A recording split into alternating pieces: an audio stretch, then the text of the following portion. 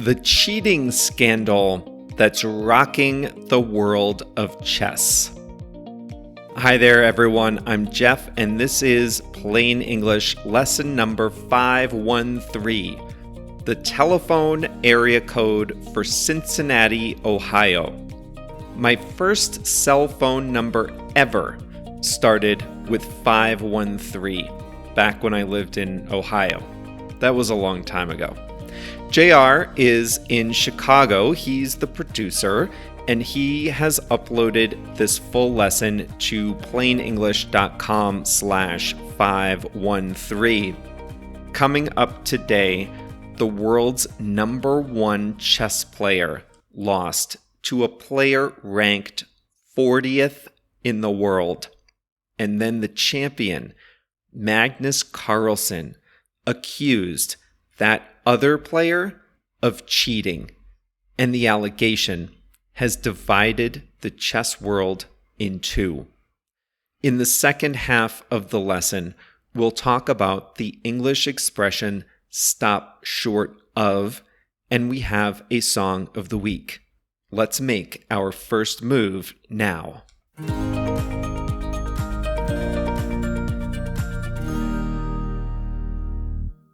The International Chess Federation, or FIDE for its French initials, is the world's governing body of chess. It's like FIFA, only for chess. The federation awards titles and rankings to chess players. Grandmaster is the highest title. There are about 1,700 grandmasters in the world. Russia has 256 grandmasters. The United States is a distant second with 101. Germany, in third place, has 96. The world's number one player is Magnus Carlsen. He's Norwegian and 31 years old. He has a mop of wavy dark hair, and even in candid photographs, he looks like he's in deep concentration. He has been the world's number one ranked chess player since 2011. He reached the highest rating of any chess player in history, besting Garry Kasparov's highest career rating. He's won the World Chess Championships 5 times, including in 2021, the most recent tournament. And if that's not enough, he's also a champion of rapid chess and blitz chess, which place time constraints on every move. But Magnus Carlsen is now in the news for something other than his play. He has accused a 19-year-old American player of cheating. The controversy started at the Sinkfield Cup in St. Louis, Missouri this September. At that tournament, Hans Niemann, the American teenager currently ranked 40th in the world, he beat Carlsen in a shocking upset. Carlsen had won 53 consecutive games.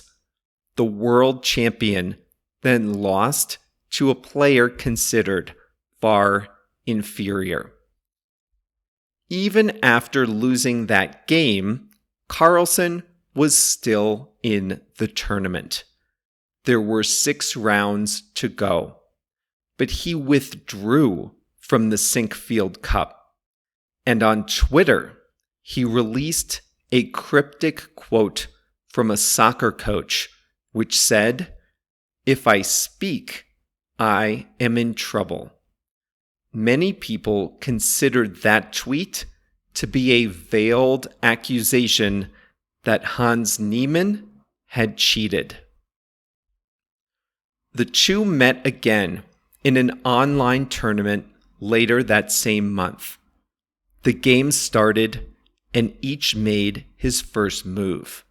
But then, Carlsen withdrew from the game after his opening move. It was a public repudiation of his opponent. After withdrawing from that one game, Carlsen went on to win that tournament. But he made veiled references to cheating in the game of chess, saying that cheating should be dealt with seriously. Again, he stopped short of directly accusing Niemann of cheating, but there was no doubt about what he meant to say.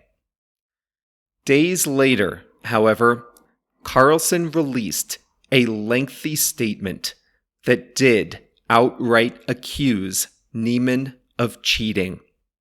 The statement said that Niemann has made suspiciously fast progress in recent years.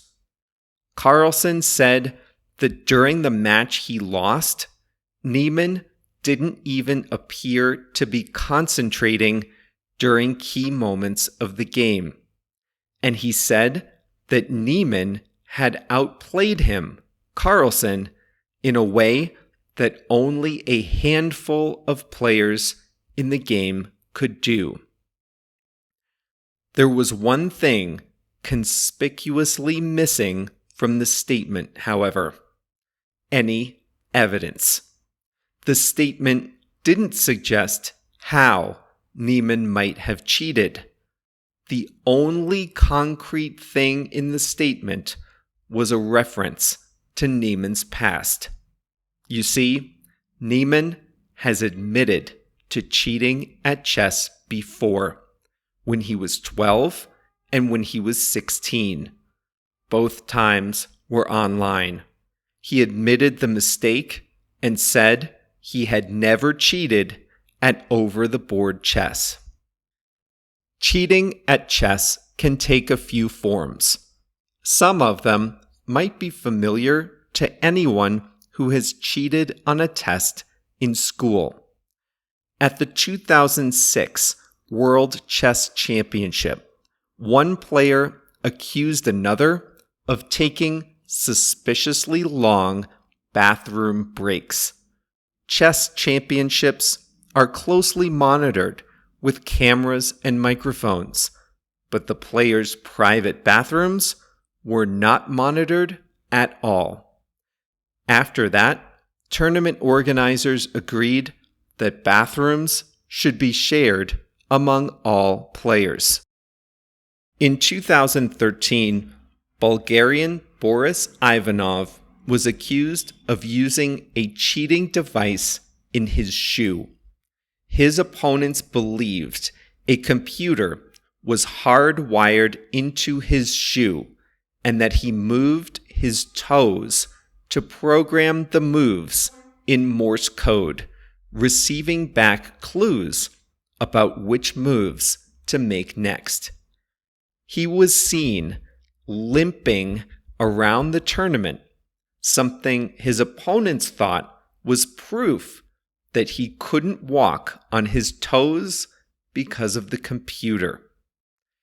At that tournament, one of his opponents took off his own shoes and socks, challenging Ivanov to do the same. Ivanov refused to take off his shoes, saying his socks were smelly. He was disqualified. At a later tournament, Ivanov did take off his shoes, but he had a bulge in his back and refused to be body searched. He was stripped of his chess ranking. Chess tournaments are broadcast on television, so it would be possible for someone watching on television to transmit information illegally to the player. This has happened in poker before. Chess tournaments are broadcast with a delay, so any clues wouldn't be in real time. Still, a high-ranking chess player doesn't need to be told what to do on every move. Even a single clue at a key juncture could make the difference between victory and defeat. The FIDE, chess's governing body, has launched an investigation into the cheating allegations. So far, there's no evidence that Hans Niemann has cheated. Niemann has even offered to play Carlsen naked to prove he's honest.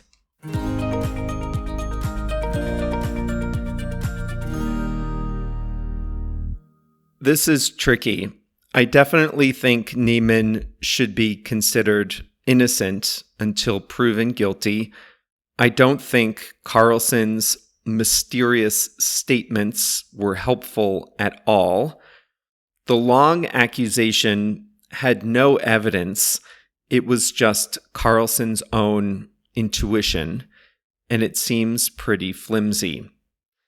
But imagine being a top chess player and you suspect your opponent is cheating. You could never get that out of your head. You could never concentrate on the game enough if you thought the other person could just beat you with computer assistance. In chess, the same powers that let a person cheat can also discover cheating. Every move in a tournament can be analyzed. Artificial intelligence can discover when someone is cheating at online chess by comparing each move to the player's expected move based on that player's history. And you can bet future tournaments will have even more sensors and safeguards.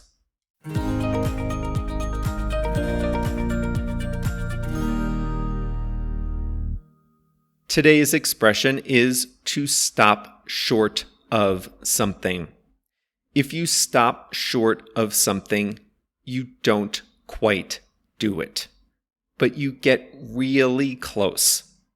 This is often used with statements, and we use it with statements when we almost say something definitively, but we don't quite go there.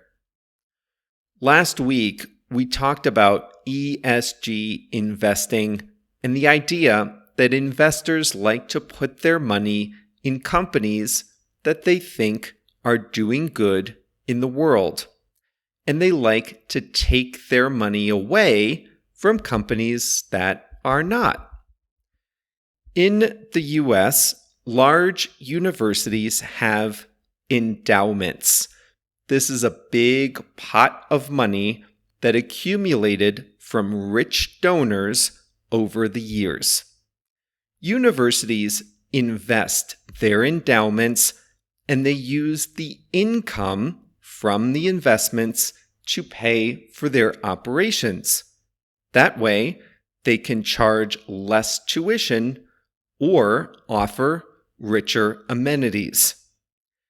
It's a common thing for student protesters to want their universities to divest of companies that pollute the environment, make unhealthy food, or even exist in Israel, among other terrible things in the eyes of these students. The students are clamoring for divestment, which is like a boycott of companies that do these terrible things. The sentiment may, in some cases, be admirable, but student protesters are not known for their real-world, clear-eyed thinking. The university administrators are trying to make the most money from their investments, and many would prefer not to listen to these protesters. Still, the universities don't want to outright ignore their own students. So, I saw a story that said Princeton University would steer its investments away from 90 fossil fuel companies, but the university stopped short of using the word divestment. So the university is pulling its money out of these 90 companies, we think. They are doing what the students want. But the university stopped short of using the word divestment.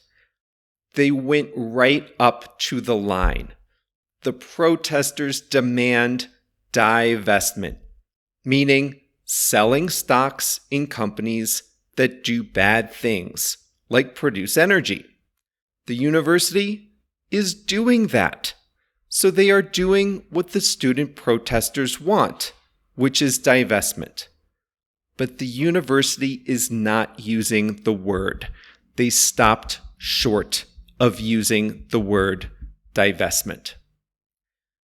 Here's another story.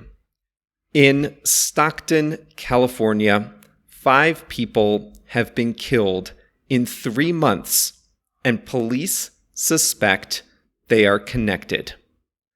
So wait, is a serial killer on the loose? Should everyone be afraid?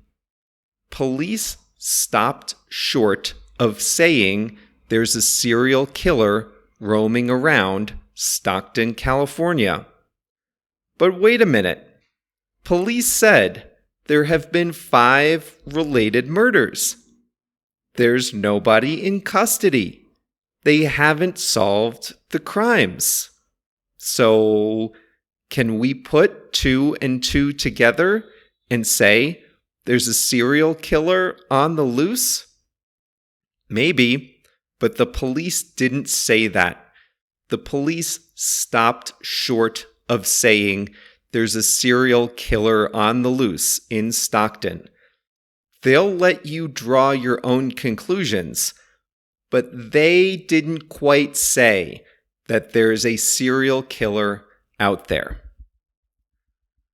Russia's war in Ukraine is not going well. Russia has not made the kinds of advances it has wanted. And then Ukraine captured back a lot of cities it had lost early in the war. The Russian government can lie all it wants, but it can't hide the basic truth that this war is not going well. So a lot of people in Russia are criticizing the war effort, but they are stopping short of criticizing Vladimir Putin. People are criticizing the military leadership. They're criticizing the strategy. They're criticizing the execution, but they're stopping short of criticizing the person at the very top. They don't quite go there. They get right up to the line, but they don't cross it. So you can see the pattern here is all about statements and what you say. Princeton stopped short of calling its investment decisions divestment. Police stopped short of saying that a serial killer is on the loose. Critics stopped short of criticizing Vladimir Putin directly. All this is about statements. And that is how I used it earlier today in the lesson about Magnus Carlsen, the #1 chess player. After the American teenager Hans Niemann beat Carlsen, Carlsen made it clear to the world that he thought Niemann had cheated, but he stopped short of directly accusing Niemann. He made a big show of withdrawing from a game after making just one move, and he immediately said that cheating needs to be addressed in the game. There is no doubt what he was thinking but he still stopped short of directly making an accusation. That was in the first few weeks of the controversy. Carlsen did later release a statement that made the accusation explicitly, but in those first few weeks, he stopped short of making an accusation directly.